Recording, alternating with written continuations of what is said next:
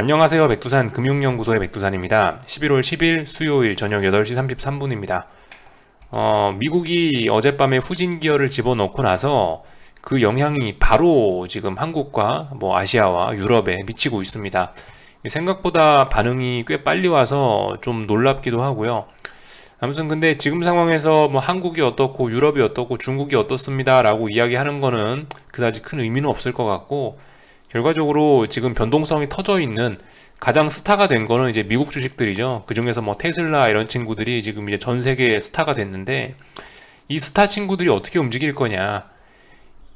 이 친구들이 결과적으로 어젯밤에 후진 기어를 넣었는데 여기서 악셀을 밟으면 전 세계가 우르르쾅쾅 할 거고요. 여기서 그 스타 친구들이 적당히 반등을 하면 또 다시 글로벌 증시는 미궁 속으로 또 다시 흘러가겠죠. 그래서 일단 기본적인 이야기는 이 정도 하고요. 본격적으로 숫자들 살펴보기 전에 이슈들 좀 살펴보자면은 특별한 건 없었습니다. 어제 미국 주식시장에서 썼던 타이틀 그대로 가지고 와서 복사 붙여넣기를 해놨네요.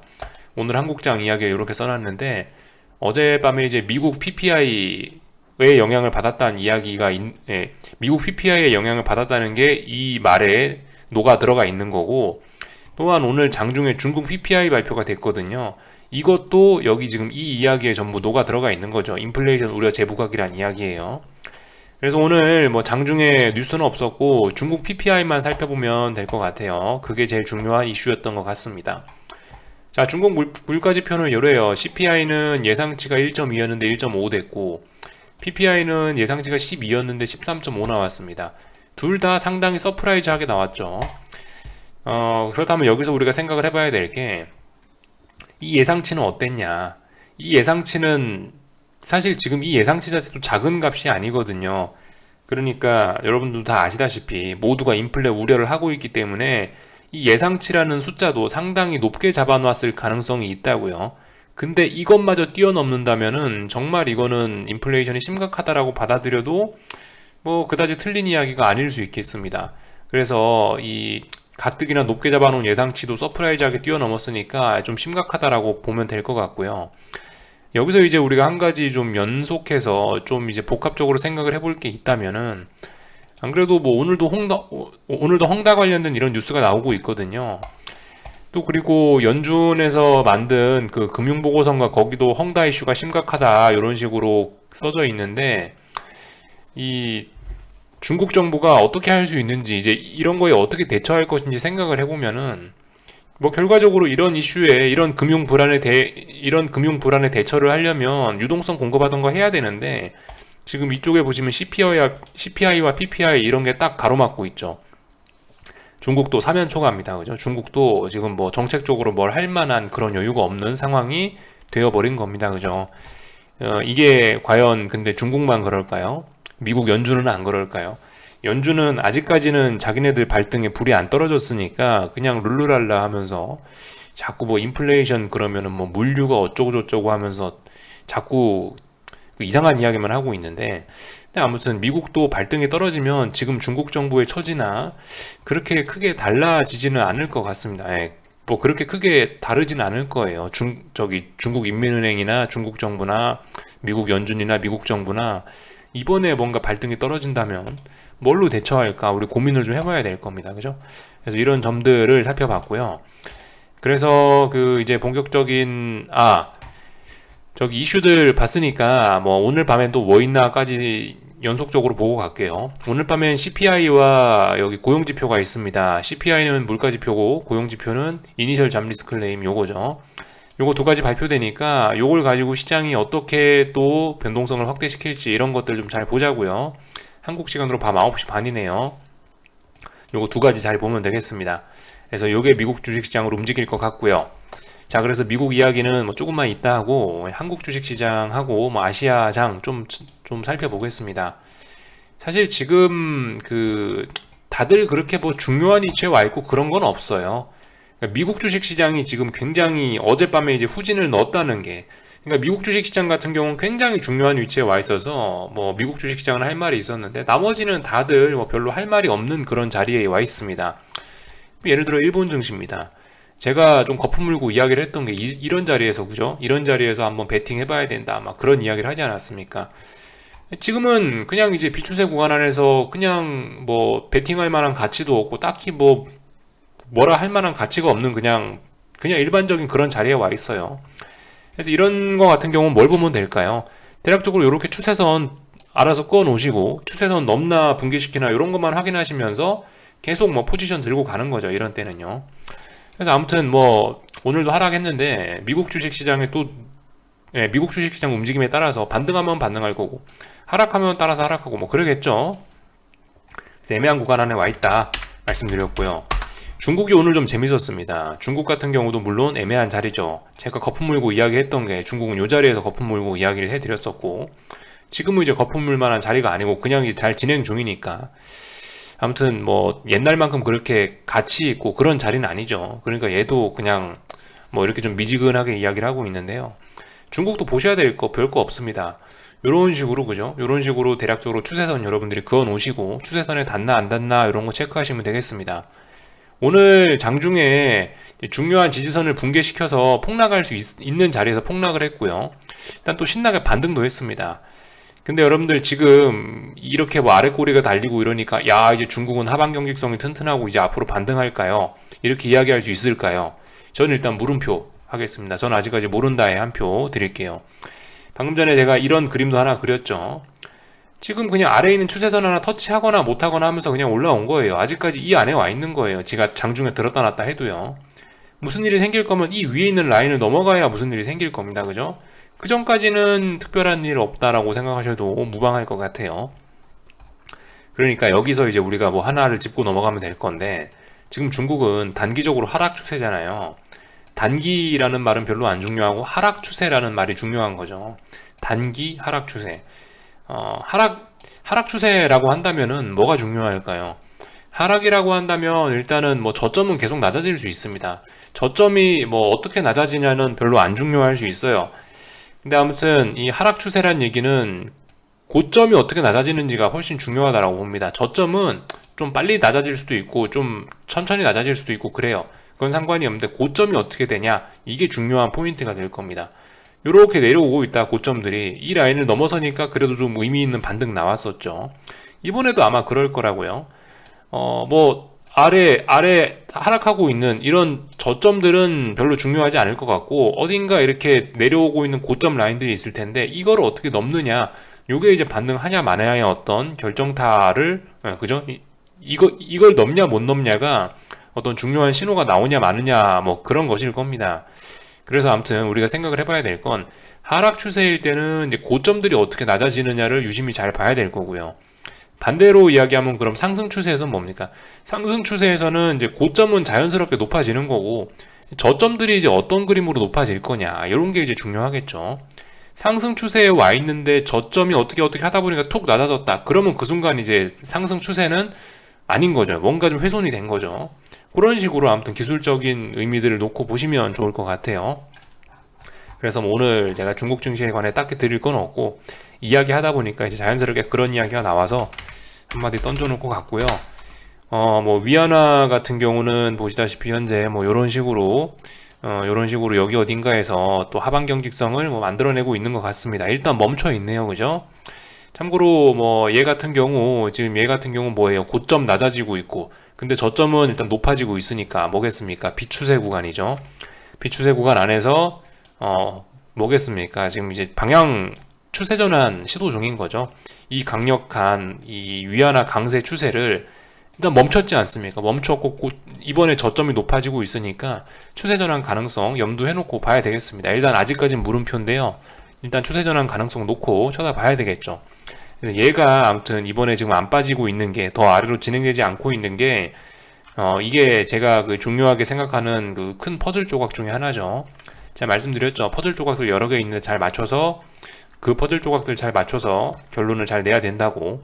그 퍼즐 조각 중 하나가 위안화고 또 하나는 비트코인 ETF고 또 하나는 뭐 테슬라고 뭐 대충 뭐 이런 식으로 지나갈 겁니다. 퍼즐 조각들이 몇 개씩 나오고 있다라는 거 이야기를 해드렸고요. 한국 주식시장 넘어왔습니다. 한국 같은 경우는 사실 오늘 이제 아침에 제가 이런 이야기를 드리고 그냥 말았는데요. 오늘 시장 분위기 되게 안 좋을 것 같다. 사람들이 어떻게 생각하겠냐. 테슬라가 어젯밤에 12%, 막 11% 빠졌으니까 오늘 하락에 대한 기대감들이 굉장히 높은 자리일 거다라는 이야기만 아침에 던졌거든요. 이제 사실 그 이야기를 제가 이제 아침에 했던 저희는 그겁니다. 사실 이제 오늘 왠지 반등할 것 같은데 라는 느낌이 괜히 들더라고요. 아무 근거도 없는데 괜히 오늘 반등할 것 같더라고요. 왜냐면 요즘에 뭐 만기이기도 하고 아침에 개파락이 좀 심하면은 그죠? 아침에 개파락이 심했다라고 한다면은 아마도 갭 한 방에 어젯밤 미국 하락을 다 어젯밤 하락에 대한 그런 기대감들을 다 반영한 게 되고 개인들이 모두 하락을 쳐다볼 테니까 그런 반등을 할 수 있지 않을까라고 그냥 막연히 생각을 한 거죠. 그래서 일단 그런 이야기를 던져 드려놓고 장을 봤는데 근데 오늘 어쨌든 꾸준히 저렇게 하락을 시켜버렸습니다. 역시 이게 제가 기대를 안 하니까 오히려 이렇게 제가 저한테 흐뭇한 시세가 나왔다. 뭐 제가 원하던 그런 시세가 나오긴 나왔는데요. 기대를 안 하니까 이런 시세가 나왔는데 하여튼 참 재밌는 것 같아요. 그래서 하여튼 이런 심리적인 이야기를 좀 하나 더 해보자면은 솔직히 오늘 이렇게 하락을 했잖아요. 이게 사실 굉장히 이제 치명적으로 바뀐 거거든요. 지금 모양이 차트 모양이 굉장히 치명적이 됐어요. 왜냐하면 이제 11월 8일 날 아래꼬리 달린 거를 가지고 이제 사람들이 지지력이라고 생각하면서 386부근에 지지력이 있구나라고 했는데 오늘 그 지지력을 거의 뭉개버린 거거든요. 그러니까 일단 한국장 분위기 안 좋아졌죠. 근데 이제 여기서 만약 엎친 데 덮친 격으로 미국이 오늘 밤에 하락 마감까지 해버리면은 내일 아침은 분위기가 상당히 패닉일 수 있습니다. 근데 그 패닉이 나온다면 솔직히 저는 사람들이 안심을 해야 자꾸 전 숏이 터진다라고 생각을 하거든요. 그래서 아무튼 제 생각에는 계속 좀 불안합니다. 사람들이 안심을 해야지 시장이 하락할 텐데 사람들이 계속 어, 하락에 대해서 긴장을 하고 있고 공포를 가지고 있으면 의외로 좀 안 빠질 수도 있다는 생각이 좀 들어서 하여튼 그래요. 그런 생각을 일단 가지고는 있습니다.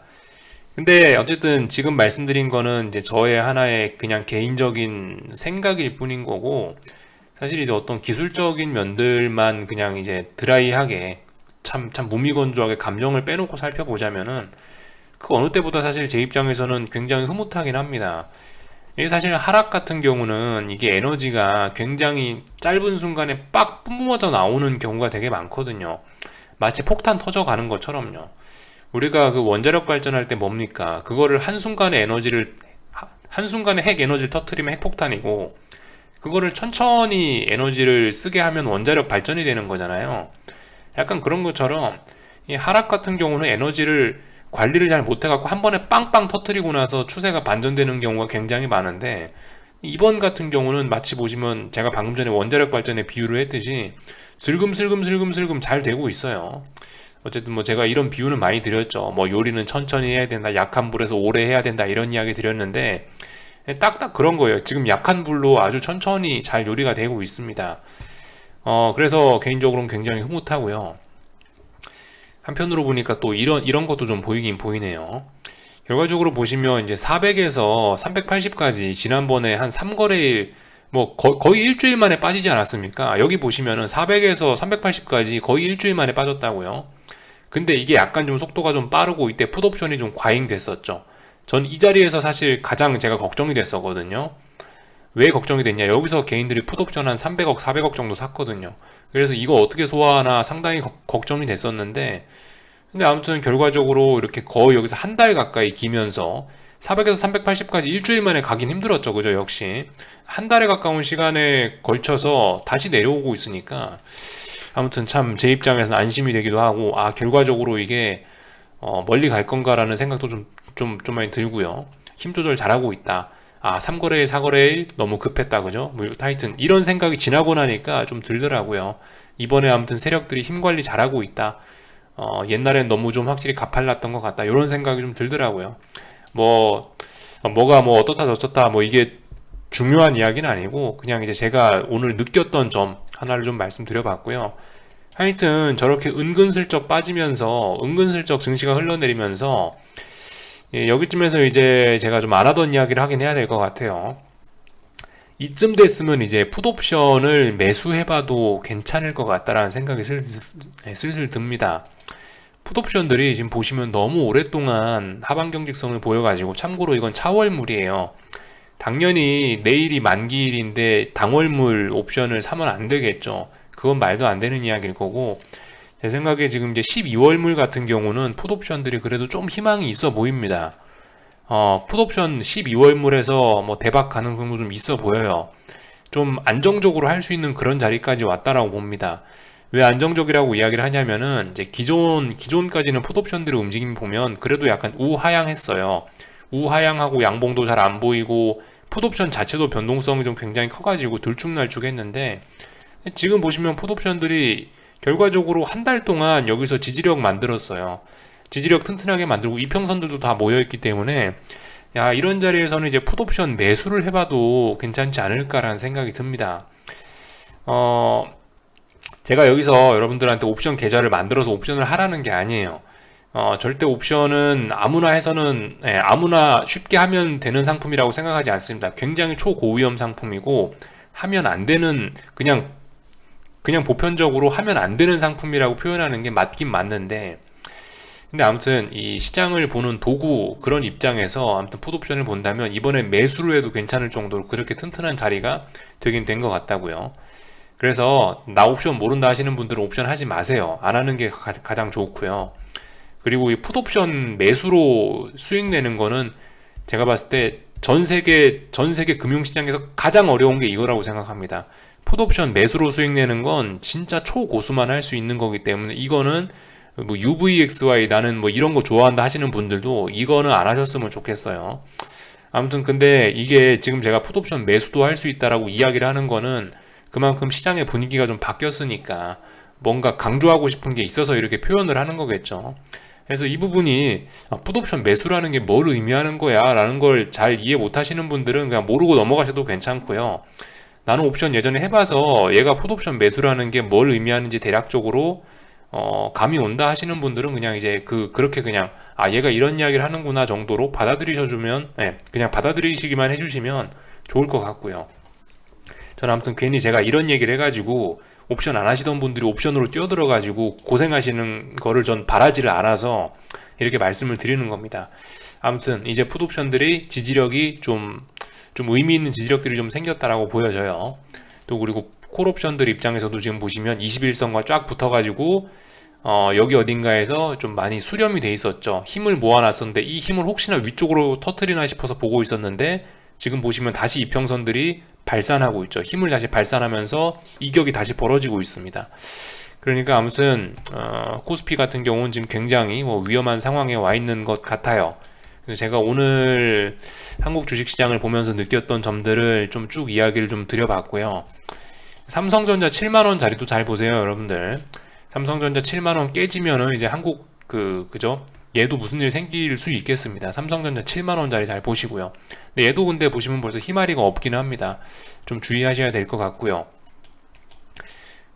코스닥 시장, 코스닥 시장 보기 전에 변동성 지수 나와 있네요.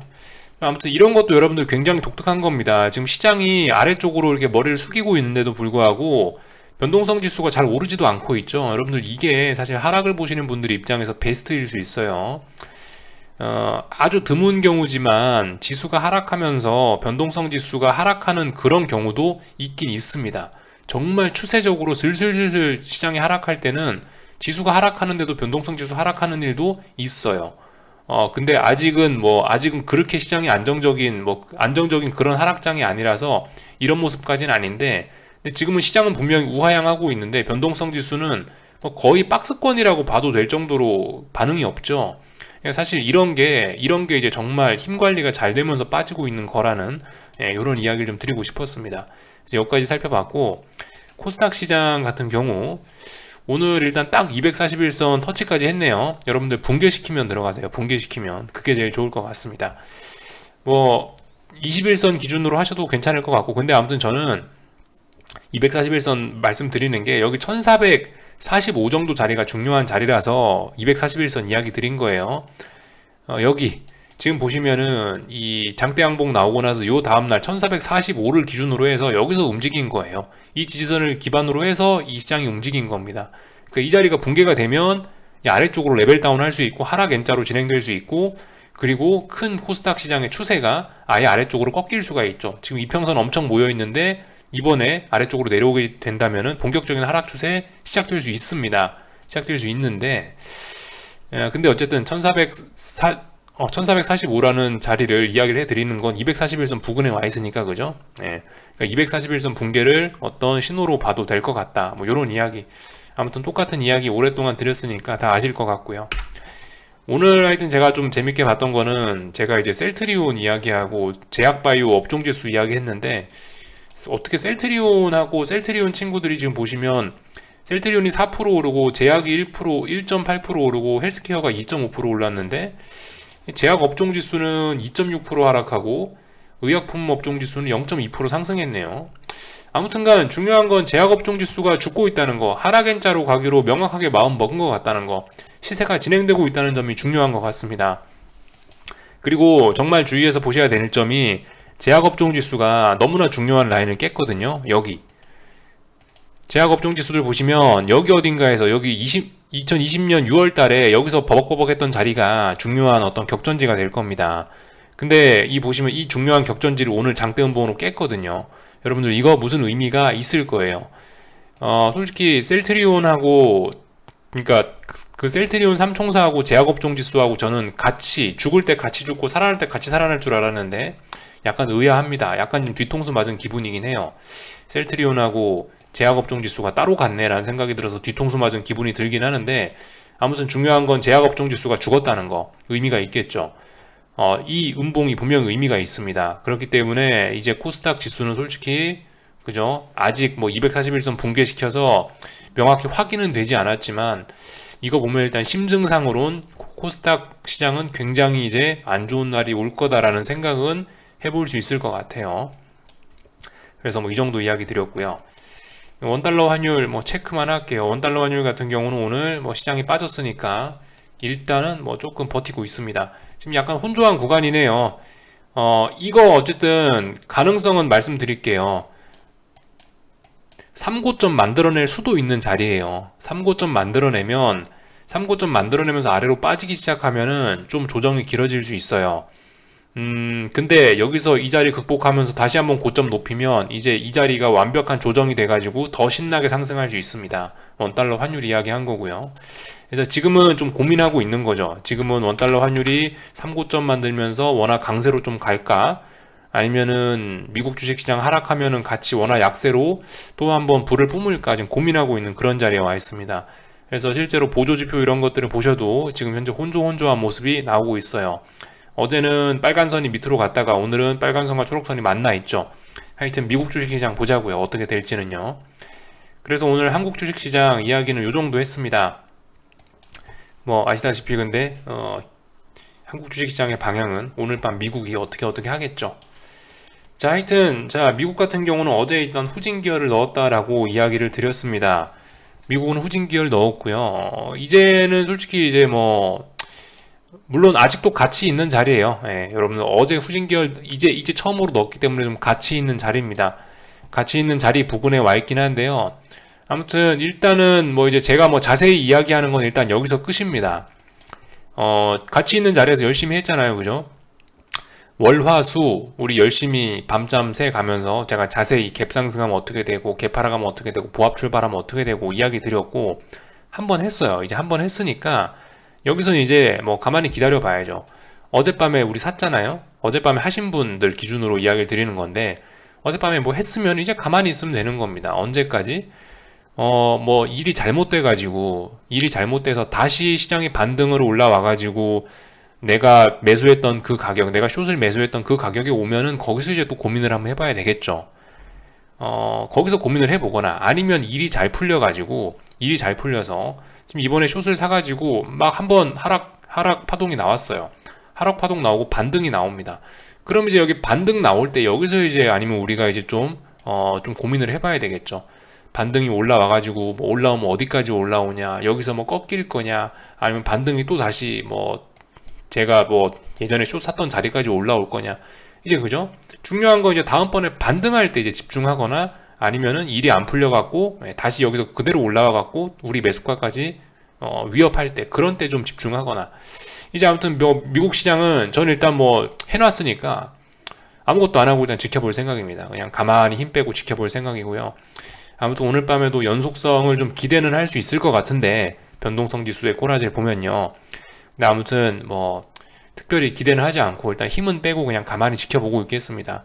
이제 뭐 다시 매수가 오면 파는 거고, 아니면 뭐 저한테 뭐 큰 좋은 일이 나거나 뭐 둘 중 하나겠죠. 그래서 이런 이야기를 일단 드려놨고요. 어, 제가 방금 전에 환율, 그 원달러 환율 뭐 삼산 가능성 이런 것도 이야기는 해드렸는데, 솔직히 뭐 기술적으로 그럴 수 있으니까 그런 이야기를 드리긴 드렸는데, 이 달러 인덱스 잘 보셔야 될 겁니다. 저는 달러 인덱스가 요 며칠 전에 이게 무슨 경제지표 발표 나오면서 이게 뛰어 나온 거거든요. 이게 아마 이때 경제지표 발표된 게 저기 11월 초에 있었던 거, 그 논팜 페이롤스 그거 발표되면서 이게 튄 걸로 기억하고 있습니다. 이거 자체가 좀 굉장히 의미가 있다라고 보거든요. 그래서 이 달러 강세 추세는 계속 될 거고, 지금 왜 원달러 환율이 좀 비리비리하고 왜 못 가고 있냐라고 물어보신다면 제 생각엔 이것 때문에 그런 것 같아요. 이것 때문에. 이거 예전에 말씀드렸다시피 지금 달러 인덱스가 이 자리가 너무나 중요한 자리라고요. 지금 싸우고 있는 자리가 완전 중요한 자리입니다. 추세가 어떻게 되느냐 마느냐를 결정하는 아주 중요한 자리이기 때문에, 여기서 달러 인덱스가 요즘에 이 저항 소화하면서 결과적으로 언제예요? 여기 10월, 11월 계속 여기서 싸웠거든요. 이러니까 원달러 환율도 좀 고민을 하고 있는 듯한 모습이 보이는데, 근데 제 생각엔 달러 인덱스가 이미 어느 정도 좀 답을 보여주고 있다라고 생각을 해요. 달러 강세는 필연적일 것 같거든요. 달러 강세 필연적이라면 원달러 환율도 강세로 가진 않겠죠. 원화가 아마 약세로 가긴 갈 것 같은데, 이런 부분 하여튼 지켜보자고요. 그래서 요거 이야기 드렸고요. 참, 지금 그리고 저기 여러분들 유가도 일단 심상치는 않습니다. 유가 지금 일단 직전 저항 자리까지 왔어요. 직전 저항까지 와서 여기서 쌍고점을 만들어낼 수도 있는 자리입니다. 유가도 잘 보셔야 될 겁니다. 이것도 유가도 이런 측면에서 봐야 되겠죠. 그 사이클이 있다고요. 주식, 원자재, 채권, 부동산 사이클이 있는데, 지금 이제 유가가 쌍고점 만들면서 죽으면서 이 원자재가 원자재 랠리하던 이 사이클이 죽을지도 모르니까 이거를 잘 보자고요. 원자재들이 죽나 안 죽나. 원자재들이 이번에 랠리 사이클 죽으면 이제 다음은 채권의 시대가 열리게 될 겁니다. 그죠? 그래서 이런 이야기 드렸습니다. 이런 관점에서 오늘 밤에 유가가 직전 고점 자리까지 왔으니까 쌍고점이 아닌가? 3고점인가요? 하여튼 그런 거 만드는지 좀 잘 보자고요. 이 정도 이야기하면 될 것 같습니다. 궁금한 거는 리플 남겨주시고요. 내일 아침에 뵙도록 하겠습니다.